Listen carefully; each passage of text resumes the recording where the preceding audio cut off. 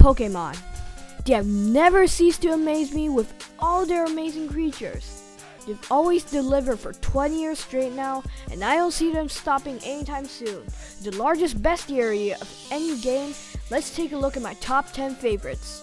Although choosing from 721 is not an easy task at all, I managed to narrow it down anyway. Here they are.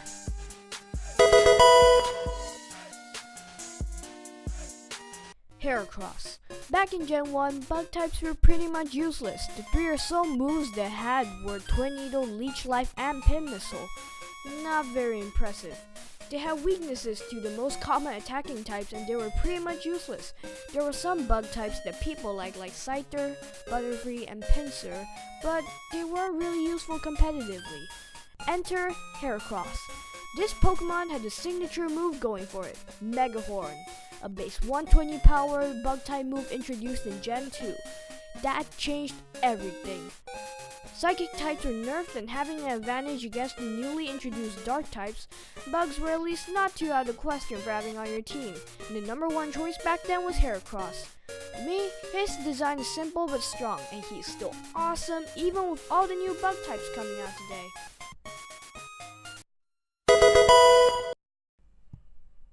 Swallow and Staraptor. I really couldn't choose between these two.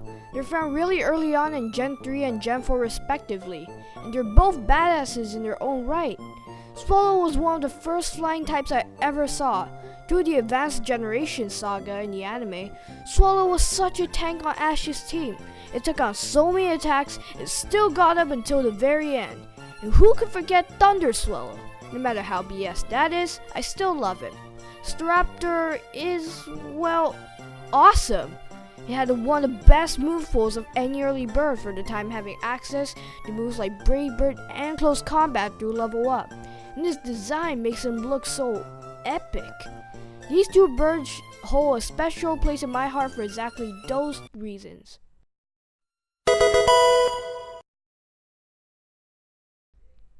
Espeon. This is my favorite evolution of all. Espeon has such a sleek and slender design, I don't even mind that it's purpley pinkish color. If I had it in real life, I'd probably be super proud to have it, because it's one of the few Pokemon that's cute, cool, and powerful at the same time. Speaking of power, Espeon has the highest base special attack stat out of all the evolutions, which it shares with Glaceon. It's one of the few psychic types that I actually care for. Competitively, Espeon's usual ability is Synchronize, which allows Espeon's status conditions to be transferred to the opposing Pokemon. It might not be Magic Bounce, but you can make use of it by giving it Facade. I think this psychic type will stay my favorite evolution for quite a while.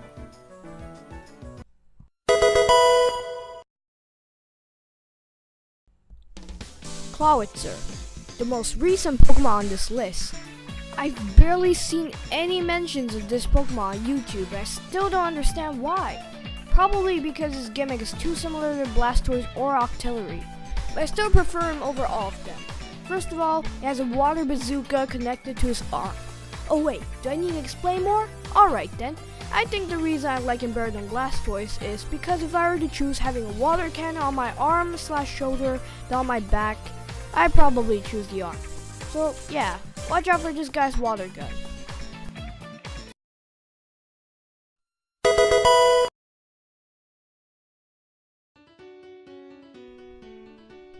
Pikachu. Sure, it's obvious, but how can I not put him on this list? This electric mouse is way too adorable, and I want one. Sure, it's the mascot and all, but I still want one. I want to watch it squeal in delight, watch its face it eats ketchup, hug it till it shocks me. Actually, that may not be the best idea ever. It may not be the strongest Pokemon, but its personality in the anime combined with its super cute looks just makes every Pokemon fan want one.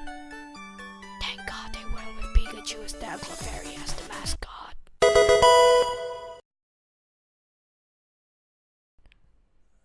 Poliwrath. Okay, so this has a bit of story behind it. My first interaction with Pokemon was through the TCG. My friend had a lot of cards from the Platinum set, and since we had absolutely no idea how to play back then, we just drew cards and see who had the highest HP. Out of the cards they had, Poliwrath had the highest HP of 130. No, there really isn't much, but since it was the only one with 130 HP, anyone who got that card would most likely win. So you could tell what kind of mental image I had of Poliwrath in my head. Although in actuality, it's not the greatest, but hey, at least because of him, Charizard will finally listen to Ash.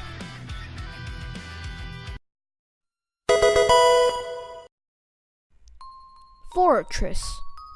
After that, we have a Pokemon I've never seen on any list once again. You'd think that the Bug and Steel type combines the two most unlikely types together, insects and machinery. But there are way more than you think. Apparently the designers over at Game Freak love their mechanical bugs. But Fortress is different. It's not a mechanical bug. It's a who knows what in a thick metal shell. Fortress is a mystery. A really not talked about mystery. Why isn't there a theory on what's inside Fortress's shell? In the Advanced Generation saga, Brock's main fighting Pokemon was his Ludicolo and Marshtomp. However, his Fortress was his only Pokemon brought over from Johto. Why Fortress? Who knows? That's a mystery too. I always feel happy whenever Brock sends his Fortress into battle, even though it doesn't really do much. But everyone loves the underdog. In this case, it's just me and you, Fortress.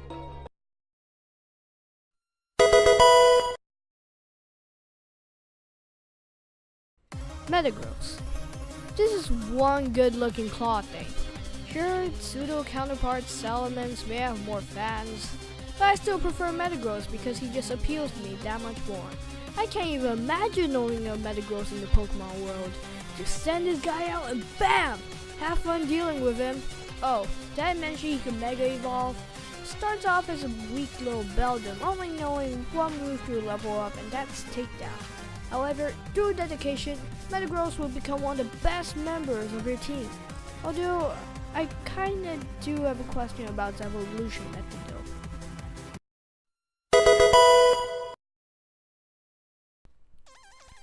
Swampert. This is obviously my favorite starter of all time. In Gen 3, the starters were pretty decent, but cute little Mudkip stole my heart. Choosing Swampert makes the game a lot easier for you as half of Hoenn is water. You need 3 water hate gems at least, and here's a starter all ready to go. Besides, it has an advantage over so many gyms, only has one weakness. Overall, this Pokemon is statistically one of the best starters, and I certainly think so.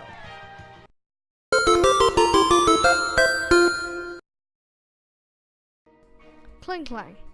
When I first saw this Pokemon, I couldn't believe my eyes. Klink, Clang, Klinklang. That is genius! Or lack thereof. He has 2 signature moves, Shift Gear and Gear Grind. If you can pull these 2 moves off, it may be even equivalent to the Swords Dance Facade combo. Shift Gear is better than most stat-raising moves like Dragon Dance or Calm Mind, boosting Klinklang's already decent speed and attack stats, plus the Stab Gear Grind, which basically hits as hard as a Steel Earthquake. But since it hits twice, the chance of one of the hits being a critical is doubled.